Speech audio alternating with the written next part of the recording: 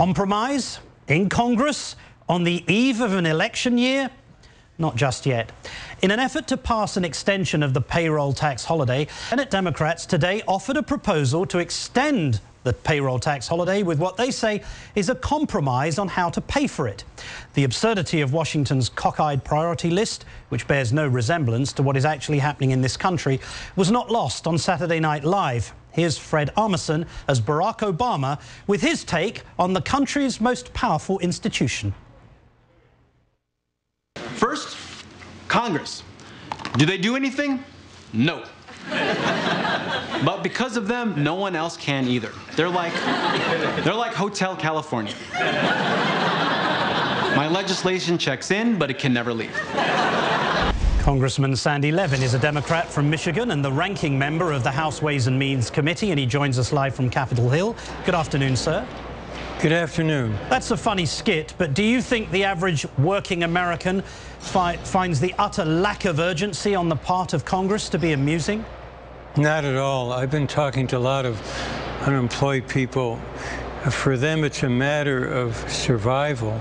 They're out looking for jobs. They can't find them. They need unemployment insurance. They think they worked for it. They're working hard to find a job. And darn it all, we better get busy here. Allow me to play what President Obama said just moments ago, and I'd like to get your reaction. I know many Republicans have sworn an oath never to raise taxes as long as they live. How can you fight tooth and nail to protect high-end tax breaks for the wealthiest Americans and yet barely lift a finger to prevent taxes going up for 160 million Americans who really need the help? It doesn't make sense. The president has a point, doesn't he? Many of these Republicans have made their pledge to Grover Norquist. Well, can't they keep that pledge, extending the payroll tax cut? Yes, I think they need to act on the payroll tax cut. But let me say this. All of us who come here have a pledge to the American people and to our constituents. And the pledge is to look after their needs, the legitimate needs. Unemployment insurance must be extended, and the payroll tax cut, we're talking about 150 million people whose taxes will go up.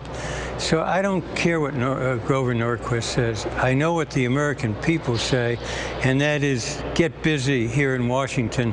And to the Republicans, get off of your ideological whatever it is. It's kind of a dinosaur's approach to things. It's outmoded. We need to look at the needs of people who are looking for work and who have to pay taxes. But how do you convince Republicans that a compromise is possible?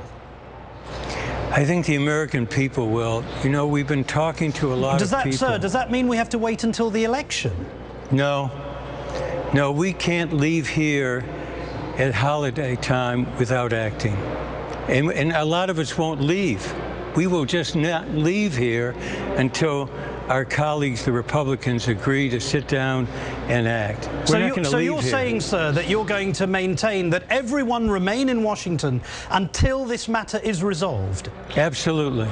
I have no intention of leaving here, and a lot of my colleagues do, and the president doesn't, until the Republicans sit down and work this out, get off of their ideological, I think, outmoded, stubborn resistance to having people who've benefited the most.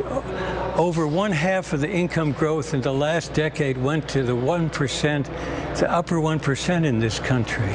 They need to get real, the Republicans here, and not simply wrap their arms around the very wealthy, many of whom say themselves we're willing to participate.